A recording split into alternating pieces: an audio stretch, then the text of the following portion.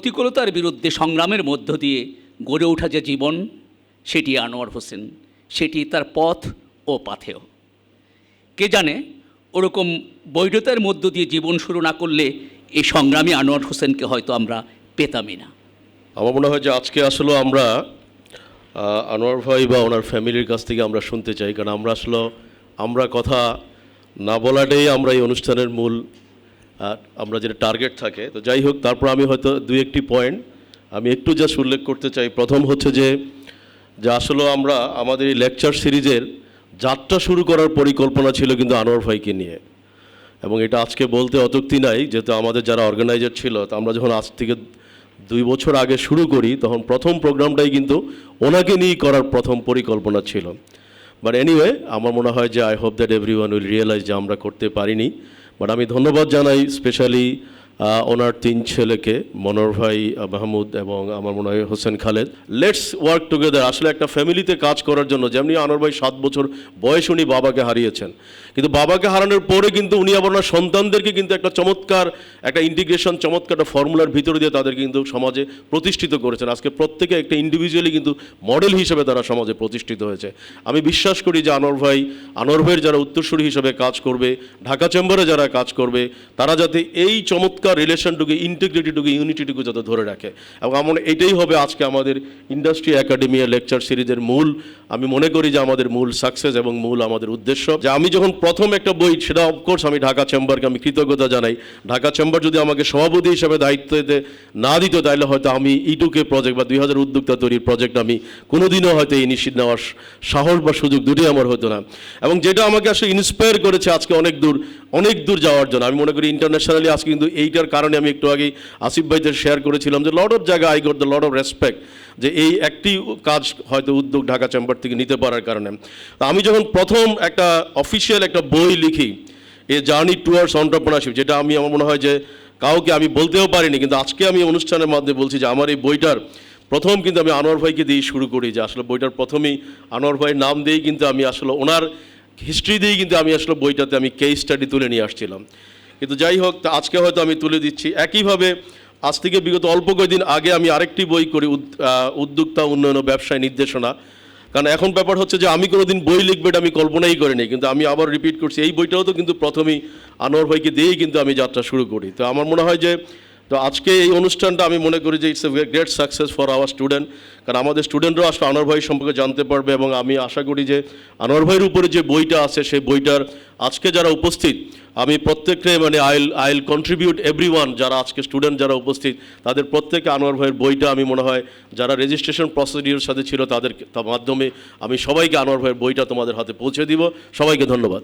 আনোয়ার হোসেন সম্বন্ধে আলোচনা করা, তার সম্বন্ধে কথাবার্তা বলা বা তার স্মৃতিচারণ করা, যে আমাদের রিলেশনশিপের, এটার জন্য অনেক বড় পরিসরে কথা বলতে হবে এবং তার কোনো শেষ নেই। এটার পর ঘন্টার পর ঘন্টা বলা যাবে।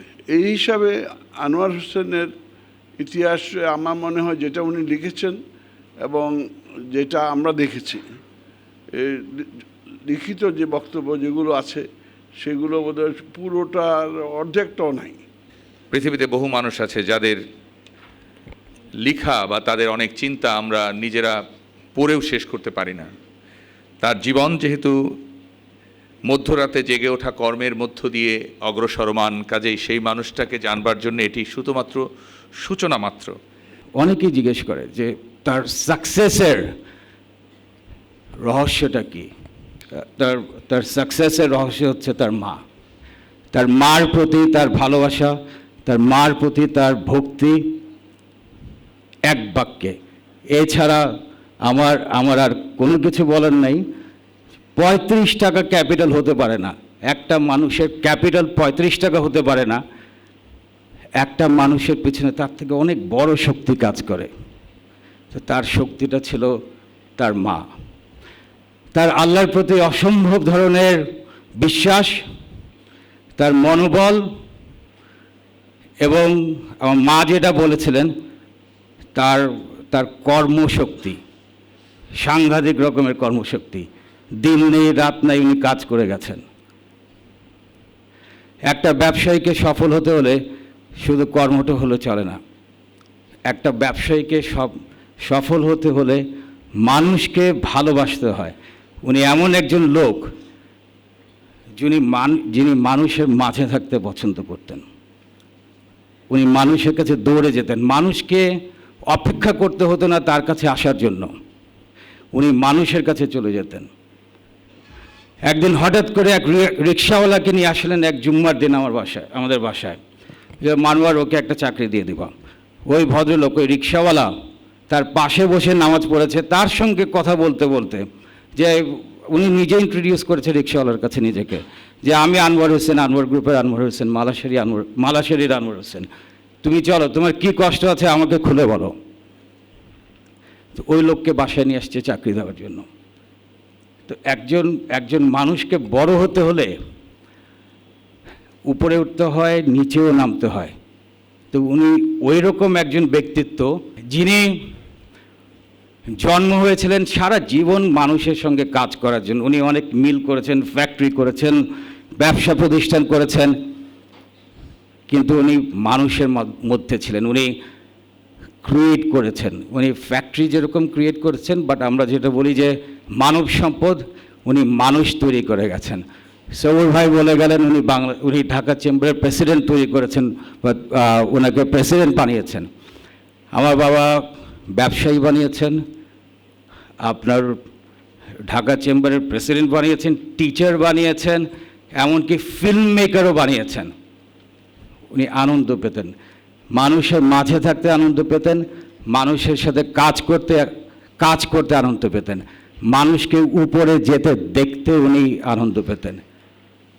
অনেকেই হয়েছে যে আমরা যে ব্যবসায় ছিলাম, আমাদের সাথে কাজ করতে করতে ওই ব্যবসাতে আবার সে হয়তো নিজেও পদার্পণ করেছে। এমন ব্যক্তিকে উনি কোনোদিনই বরদোয়া দেননি। এমন ব্যক্তিকে উনি সাহায্য করেছেন, ক্যাপিটাল দিয়ে সাহায্য করেছেন, লোকজন দিয়ে সাহায্য করেছেন। এটা একটা কত বড় মন থাকতে হবে এরকম একটা নিজের কম্পিটিটর দাঁড়া করাবার জন্য। এটা ঠিক যে আমার বাবার কোনো প্রাতিষ্ঠানিক শিক্ষা নেই, বাট ওনার মতো আবার এডুকেটেড লোকও বাংলাদেশে নেই। এটাই ঠিক যে নাকি মানুষের সঙ্গে চলাফেরা করতে পারে, যাকে বাংলাদেশের প্রেসিডেন্ট থেকে স্টার্ট করে আমরা যদি এভাবে বলি যে আমি বাবার সঙ্গে প্রায় চলাফেরা করতাম, আমি কখনো দেখি নাই যে উনি ইদার বর্তমান প্রাইম মিনিস্টার হোক বা আমাদের প্রাক্তন প্রাইম মিনিস্টার হোক, ওনাকে তারা কখনোই আগে সালাম দেওয়ার সুযোগ দেন নাই।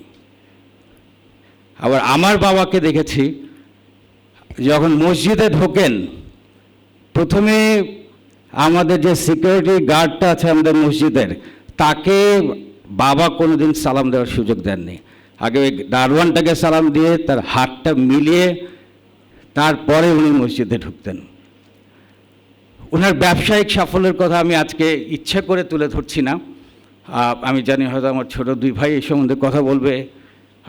রাজু ভাই বললেন, কিছুটা আমাদের আবু তাহের সাহেব বলে গেলেন। তার সাথে যে মানুষের যে আত্মার যে সম্পর্ক, সেটা নিয়ে আমি বেশি কথা বলতে চাচ্ছি, বা ওটা আমার মনে হয় তার সব থেকে বড় কোয়ালিটি, সবার সাথে মিশে যেতে পারতেন। প্রথমে আমি সবুর ভাইকে অসংখ্য ধন্যবাদ জ্ঞাপন করছি। আমি ড্যাফোডিল ইউনিভার্সিটিকে ধন্যবাদ জ্ঞাপন করছি যে আপনারা এই ইন্ডাস্ট্রি অ্যাকাডেমিয়া লার্নিং সেশন যেটা আপনারা শুরু করেছেন, যে এক্সারসাইজটা শুরু করেছেন, ইট ইজ এক্সট্রিমলি ইম্পর্ট্যান্ট।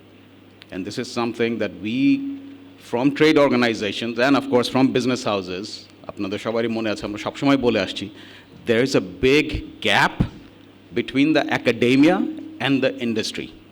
ইন্ডাস্ট্রিতে কী প্রয়োজনীয়তা রয়েছে এবং আমরা বই কিতাবে যা শিখছি তার ভেতরে একটা গ্যাপ থেকেই যাচ্ছে, এবং এই ব্রিজটা করার জন্য এই ধরনের industry academia learning sessions are extremely important.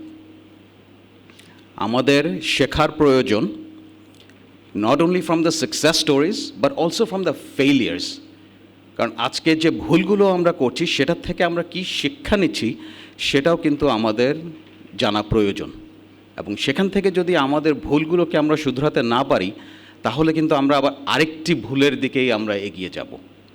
এই কথাগুলো অ্যাকচুয়ালি আব্বার কাছ থেকে সবসময় শিখেছি। আমরা আব্বার আজকে অনেকগুলো কথা শুনেছি। আমি কিছু পয়েন্টস আমি আজকে আবার তুলে ধরবো আমার বক্তব্যের ভেতরে, বাট প্রতিটার ভেতরে আমি চেষ্টা করব যে আপনাদের, বিশেষ করে স্টুডেন্টসরা যারা রয়েছেন, হয়তোবা যারা আগামীতে অন্টারপ্রেনার হতে চাচ্ছেন, অথবা even if you are not an entrepreneur, please keep in mind that হয়তোবা আপনারা যে বিজনেসে জয়েন করবেন, অথবা যে ব্যবসা প্রতিষ্ঠানে আপনারা চাকরির জন্য যদি জয়েন করেন, keep in mind that you are the business leader of that organization. We are entrepreneurs, you are the businessman or woman. কেন? কারণ আমি হয়তোবা উদ্যোগ নিচ্ছি, কিন্তু আমার এই উদ্যোগটাকে কিন্তু এগিয়ে নিয়ে যাচ্ছেন আপনারা। So it is extremely important that you walk the same path as the entrepreneur, so you can also become an entrepreneur tomorrow. আমরা আজকে শুনেছি যে উনি obviously it's almost like a Hollywood, Bollywood movie storyline এর মতো, from riches to rags and then to success, inshallah. উনি যদি করতে পারেন, আমরা আজকে ওনার কথা শুনেছি যে ওনার ফর্মাল এডুকেশন ছিল না, বাট উনি কিন্তু নিজেকে সেলফ এডুকেট করার জন্য কোনো সময় পিছু পা হাঁটেননি।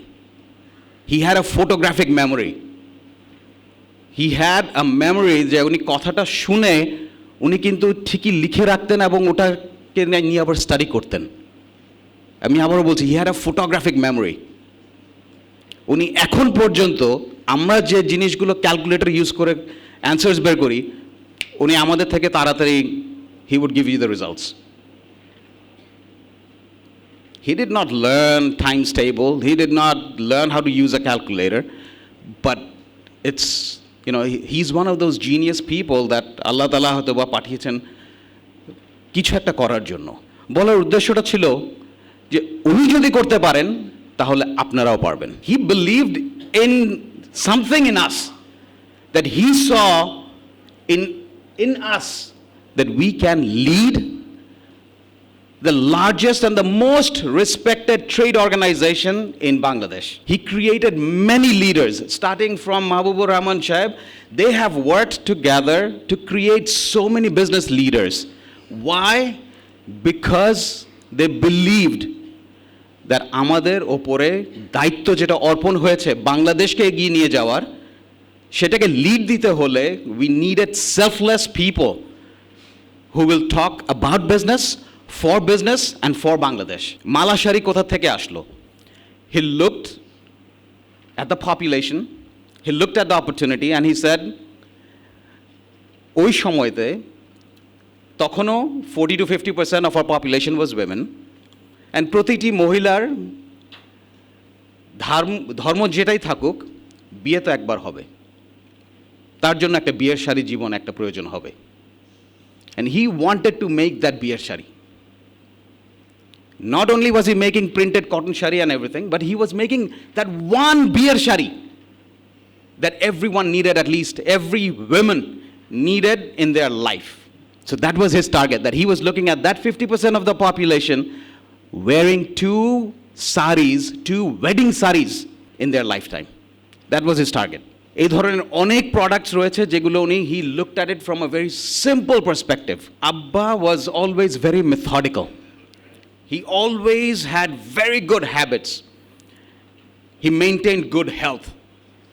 He ate well. He walked every day, not kilometers after kilometers, but ওনার একটা পার্টিকুলার রুটিন ছিল যেটা উনি প্রত্যেকদিন হাঁটতেন। ঘরের ভেতরে হলেও হাঁটতেন, বাইরে গেলেও হাঁটতেন। সবসময় উনি খুব বাছাই করে খাওয়াগুলো খেত। He always ate well. একটা ইংলিশে কথা আছে, গার্বেজ ইন গার্বেজ আউট। আমরা আজকে যা খাই, it's garbage. So obviously we are bringing in health hazards into ourselves, but he was always very methodical into what he ate. He was always fond of food. Kacchi biryani যখন বাবুর্চি রান্না করছে, উনি বাবুর্চির সামনে দাঁড়িয়ে থেকে দুধ কতটুক দিতে হবে, জাল কতটুক দিতে হবে, ওটা কিন্তু উনি জীবনে রান্না করতে জানতেন না, কিন্তু বাবুর্চিকে ইনস্ট্রাকশন থেকে ঠিকই দিতে জানতেন। হি ওয়াজ ভেরি অর্গানাইজড। উনি আমাদেরকে সবসময় বকা দিতেন যে আমরা নোটস নিই না কেন। Always take notes and always mark of what you have achieved, always put a date, যেটা আব্বা সবসময় করতেন। উনি কাজটা লিখতেন, কবের ভেতরে কাজটা শেষ করতে হবে সেটা লিখতেন, অ্যান্ড ওয়ান্স ইটস ডান উনি সবসময় টিক অফ করে দিতেন। অ্যান্ড মাঝে মধ্যে আবার ওটাকে যে ব্যাক করে দেখতেন যে কাজগুলো আমি সঠিক সময় মতো আমি শেষ করতে পেরেছি কি না। মা এবং ভাইরা দুজনই সবাই বলেছেন যে হি ওয়াজ ভেরি হার্ড ওয়ার্কিং। আমার বোন আমাকে মনে করিয়ে দিল একটা কথা, দ্যাট আব্বা সবসময় বলেছেন কোনো সময় কোনো কাজ আগামীকালকের জন্য রেখে না দেওয়া, দেরি হলেও আজকে শেষ করা। আজকের কাজ আগামীর কাল, আগামীর কাজ আজকে, never wait for tomorrow. Whether it's education, whether it's homework, whether it's work, try to live today. Try to finish off your work today. He enjoyed music, Bangla gan, Hindi gan, Qawwali. He enjoyed music and he loved to sing as well.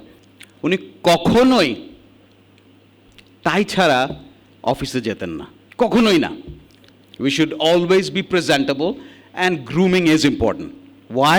Because first impression is important. Whether you are in sales, whether you are in business, you walk in, you look, too casual, people don't take you seriously. You smell bad, people try to keep you outside of their door. Grooming is extremely important. ওনার ভেতরে আরও কয়েকটা গুণ ছিল যেটা উনি সবসময় as a routine উনি সবসময় সেটাকে মাথায় তুলে রাখতেন। To be ethical in business. উনি কখনোই কাউকে ঠকানোর চেষ্টা করেনি, জেতার চেষ্টা করেছে, ঠকানোর চেষ্টা করেনি। আরেকটা কথা উনি সবসময় আমাদেরকে বলেছে, কিনতে যদি না যেত বিক্রিতে কোনো সময় জিততে পারবা না। কথাটা কি কেউ বুঝতে পেরেছেন? If you do not win when you purchase, you will never make a profit when you sell. You always have to be cautious with your purchases. এটার জন্য আব্বা সারা জীবন প্রতিটি কোম্পানির পারচেজ নিজের হাতে রেখেছেন এবং আমাদেরকেও সবসময় এনকারেজ করেছেন যে পারচেজ যেন আমাদের নিজেদের হাতে থাকে। ওয়ান্স অ্যাগেন, খরিদে যদি না জিতেন বিক্রিতে কোনো সময় জিততে পারবেন না। He was always loyal and he was always respectful. যেটা আমার বড় ভাইও বলে গেছেন যে রিক্সাওয়ালার সাথে উনি কথা বলতে কোনো সময় দ্বিধাবোধ করেননি। He always wanted to reach out to people. He always enjoyed talking to people. Not just by his nature, he also wanted to learn from everyone. সেই রিক্সাওয়ালার কি সমস্যা আছে, সেখানে কি করা যেতে পারে, আর আপনার কর্মচারী হোক আর ফ্যাক্টরি ওয়ার্কারই হোক, উনি সবসময় একটা শেখার একটা উদ্দীপনা ওনার ভেতরে ছিল। And that's why he has won the hearts of so many people. He's respected by so many people. কাজ করতে যে হয়তো বা 10টা কাজ ভুল হতেই পারে, বাট সেটাকে কিন্তু শুধরাতেও হয়। And this is what he had in his character all his life. যে কাজ করতে গেলে ভুল হবে, ব্যবসা করতে গেলে লস হবে, বাট তোমাকে সেটা থেকে শিখতে হবে। He was a great leader. Besides being a father, he was a great leader. He established a corporate culture in the company even before we came in. The moment we came into the business, he stepped away. নামে কলমে chairman ছিলেন, উনি কোনো সময় কর্মে আমাদের কাজে interfere করেননি।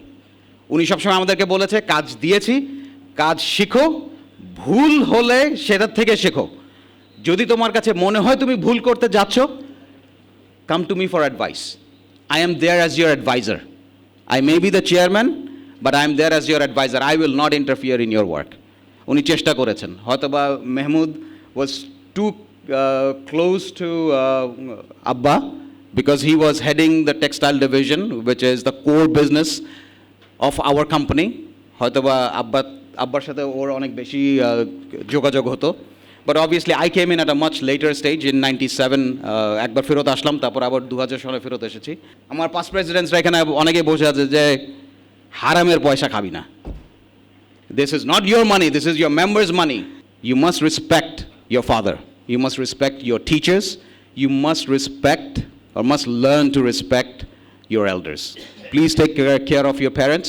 ব্যবসায়িক জীবনে বাধার সম্মুখীন হয়েছেন এবং সেগুলো কিভাবে পেরিয়েছেন? উনি যখনই কিছু পড়তেন তো অসম্ভব বলে যদি কোনো কথা আসতো তাহলে সেটাকে কেটে দিতেন।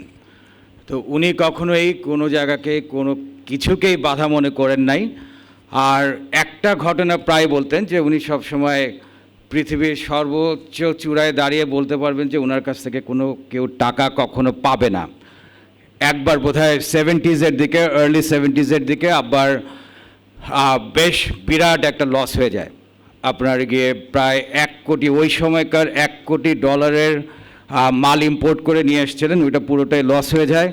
তখন ওনার প্রায় 60 অর্থাৎ 60 বাসা একটা মার্সিডিজ গাড়ি বিক্রি করে দিয়ে উনি কিন্তু পুরো লায়াবিলিটি স্কোয়ার অফ করে দেন।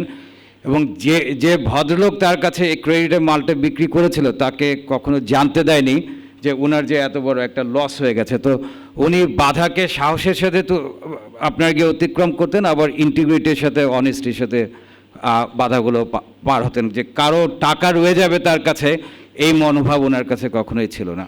Another question from Mohammad Sultan Mahmood, student of Triple E.